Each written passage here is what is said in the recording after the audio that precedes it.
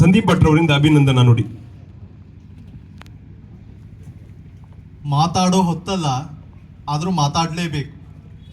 ಮಾನವ ನೆದೆಯಲ್ಲಿ ಆರದೆ ಉಳಿಯಲಿ ದೇವರು ಹಚ್ಚಿದ ದೀಪ, ರೇಗುವದನಿಗೂ ರಾಗವು ಒಲಿಯಲಿ ಮೂಡಲಿ ಮಧುರಾಲಾಪ ಎಂಬ ನುಡಿಗಳೊಂದಿಗೆ ನಾನು ವೇದಿಕೆಯ ಈ ಮಾತುಗಳನ್ನು ಆರಂಭಿಸಬೇಕು.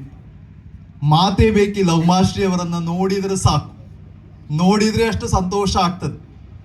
ಎಷ್ಟೋ ವೇಳೆ ತಾಜ್ ಮಹಲನ್ನು ನೋಡಬೇಕು ಅಂತ ಬಹಳ ಜನ ಕನಸು ಕಾಣ್ತಾರೆ, ವಿಮಾನವನ್ನು ನೋಡಬೇಕು ಅಂತ ಬಹಳ ಜನ ವಿಮಾನ ಹತ್ತಬೇಕು ಅಂತ ಕನಸು ಕಾಣ್ತಾರೆ, ಜೋಗ್ ಜಲಪಾತವನ್ನು ನೋಡಿ ಸಂತೋಷಗೊಳ್ಬೇಕು ಅಂತ ಎಷ್ಟೋ ಜನ ಬಯಸ್ತಾರೆ.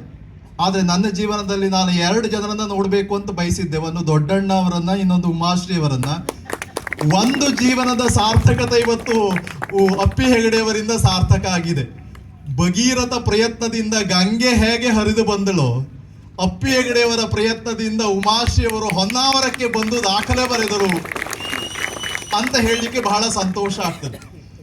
ಉಮಾಶ್ರೀಯವರ ಬದುಕೇ ಒಂದು ಚರಿತ್ರೆ, ಉಮಾಶ್ರೀಯವರ ಬದುಕೇ ಒಂದು ಇತಿಹಾಸ. ಡಾಕ್ಟರ್ ಉಮಾಶ್ರೀಯವರ ಬದುಕೇ ಒಂದು PhD ಮಾಡುವವರಿಗೆ ಒಂದು ಸಂಶೋಧನಾ ವಸ್ತು. ಹೀಗಾಗಿ ಡಾಕ್ಟರ್ ಉಮಾಶ್ರೀಯವರನ್ನ ಯಾರು ಅಂತ ಹೇಳಿ, ಏನು ಅಂತ ಹೇಳಿ ಅದನ್ನ ಮಾತುಗಳ ಫ್ರೇಮಿನಲ್ಲಿ ಹೇಗೆ ನಾನು ಬಂಧಿಸಲಿ ಅಂತ.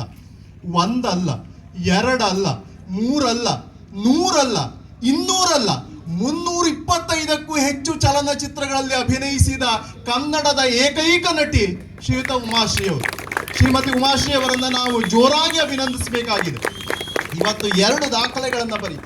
ಒಂದು, ಒಬ್ಬ ಶ್ರೇಷ್ಠ ನಟಿಯನ್ನ ಹೊನ್ನಾವರಕ್ಕೆ ಕರೆತಂದು ಯಕ್ಷರಂಗದ ಸ್ಥಳದಲ್ಲಿ ಉಮಾಶ್ರೀ ಅವರಿಂದ ಪ್ರಪ್ರಥಮ ಮಂಥರೆಯ ಅಭಿನಯ ನಡೆಯಿತು. ಇದು ದಾಖಲೆಯಾಗಿ ಹೊನ್ನಾವರಕ್ಕೆ ಒಂದು ಹೆಸರನ್ನು ತಂದುಕೊಡ್ತು. ಇನ್ನು 2ನೇದಾಗಿ, ಪೆರಡೂರು ಮೇಳದ ಈ ರಂಗಸ್ಥಳದಲ್ಲಿ ಒಬ್ಬ ಶ್ರೇಷ್ಠವಾದಂತಹ ನಟಿ ಏರಿ ಮಂಥರೆಯ ಪಾತ್ರವನ್ನು ನಿರ್ವಹಿಸಿ ಪೆರಡೂರು ರಂಗಸ್ಥಳಕ್ಕೂ ಕೂಡ ಒಂದು ವಿಜೃಂಭಣೆಯ ಕಾಲವನ್ನ ನೆನಪಿಸಿಕೊಡುವಂತೆ ಮಾಡ್ತು. ಇವತ್ತು ಪೆರಡೂರು ರಂಗಸ್ಥಳದಲ್ಲಿರುವವರು ಯಾರು? ಪೆರಡೂರು ರಂಗಸ್ಥಳದಲ್ಲಿ ಖ್ಯಾತ ಭಾಗವತರಾಗಿ ನಮ್ಮ ನಾಡಿನಾದ್ಯಂತ ಹೆಸರು ಮಾಡಿರ್ತಕ್ಕಂಥ ಶ್ರೀಯುತ ರಾಘವೇಂದ್ರ ಆಚಾರ್ಯರ ನೇತೃತ್ವದ ಈ ಒಂದು ಮಹತ್ತರ ತಂಡದಲ್ಲಿ ಮಂಥರೆಯಾಗಿ ಒಬ್ಬ ಸಾಮಾನ್ಯಳಂತೆ ಕಲಾವಿದಳಾಗಿ ನಮ್ಮೆಲ್ಲರನ್ನ ರಂಜಿಸಿದಂಥ ಉಮಾಶ್ರೀಯವರನ್ನ ನಾವು ಹೊನ್ನಿನೂರಿನ ಎಲ್ಲರ ಪರವಾಗಿ ಕರಜೋಡಿಸಿ ವಂದಿಸ್ತೇವೆ, ಅವರಿಗೆ ಅಭಿನಂದನೆಗಳನ್ನು ಸಲ್ಲಿಸ್ತೇವೆ. ಎಲ್ಲಿಗೆ ಯಾರು ಬಂದರು? ಯಕ್ಷರಂಗಕ್ಕೆ ಪದ್ಮಶ್ರೀಯನ್ನ ತಂದುಕೊಟ್ಟಂತಹ ಚಿಟ್ಟಾಣಿಯವರ ನೆಲಕ್ಕೆ ಉಮಾಶ್ರೀ ಬಂದಳು ಅನ್ನುವ ನೆಲೆಗೆ ನಾವು ಧನ್ಯರು. ಉಮಾಶ್ರೀಯವರ ಈ ಅಭಿನಯ, ಅವರ ಈ ನವರಸಗಳನ್ನು ಅವರ ಕಣ್ಣಿನಲ್ಲಿಯೋ, ಅವರ ಭಾವದಲ್ಲಿಯೋ, ಅವರ ಮಾತಿನಲ್ಲಿಯೋ ತೋರುವಂಥದ್ದು ಇದೆಯಲ್ಲ, ಅವಳು ಕೇವಲ 1 ದಿನದ ನಟಿಯಲ್ಲ, 1 ವಾರದ ನಟಿಯಲ್ಲ, 1 ತಿಂಗಳ ನಟಿಯಲ್ಲ, 1 ವರ್ಷದ ನಟಿಯಲ್ಲ.